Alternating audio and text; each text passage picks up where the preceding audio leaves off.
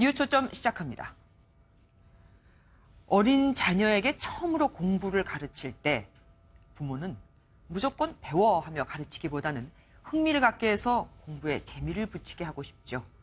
그래서 놀이와 교육을 접목시킨 교재를 사용하기도 하고 호기심을 자극시키는 등 여러 가지 노력을 합니다. 국방부도 청년들이 입대하게 만들고 싶어서 여러 가지 노력을 하고 있습니다. 먼저 군대고, 요즘 인기인 증강현실 게임 포켓몬고를 본따 만든 홍보물입니다. 포켓몬을 잡듯이 입영 날짜를 잡으라는 건데 일본 청년들은 입영 경쟁률이 8대1에 육박할 정도로 군에 가고 싶어도 못 가는 이 상황에 대체 이게 뭐냐? 국방의 의무가 장난이냐? 남자가 물건이냐며 비판을 쏟아냈습니다.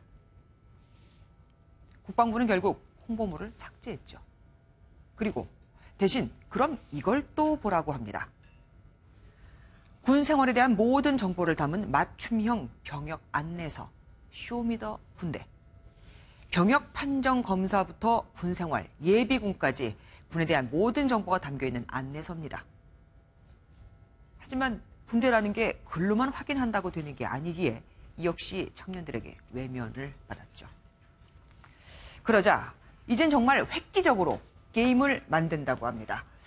군 체험 게임인 국방 FPS, 1인칭 총쏘기 게임입니다. 온라인 전쟁 게임을 본떠서 유저에게 실제 훈련소에서 하듯 소총이나 수류탄의 조작 요령, 사격, 각계 전투 등을 게임으로 알게 하는 겁니다.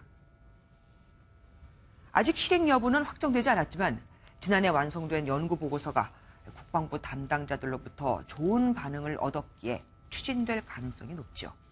그런데 뭔가 좀 이상합니다. 청년들을 대상으로 한 조사 보고서를 보면 군에 대한 불안과 입대 기피 현상을 해소하는 게 게임 개발의 목적이라면서 왜 군대가 불안하냐, 왜 군대를 기피하는가는 묻지 않고 군대에서 어떤 훈련을 받는지 아느냐, 미리 알면 도움이 될 것 같으냐, 게임 참여로 입대 후에 혜택을 준다면 게임을 하겠냐 등 목적을 한참 벗어난 질문만 잔뜩 있거든요. 게다가 설문 대상도 달랑 한 대학의 입대 예정자 50명이 전부였습니다. 개발 목적부터 내용, 투자 방향 등 어느 하나 현실성이 없는 거죠. 그런데도 국방부 담당자들은 좋게 보고 추진을 한다고 하니까 다들 수준이 비슷한 거 맞죠? 연평균 국내 폭행 사건 740건, 가혹행위 69건. 청년들이 군을 꺼리는 이유는 이런 수치만 봐도 알 수 있습니다.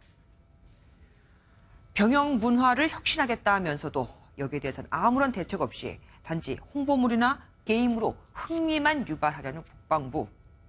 그들이 말한 신뢰받는 혁신 강군의 길은 아직 멀었다는 생각이 들 수밖에 없습니다.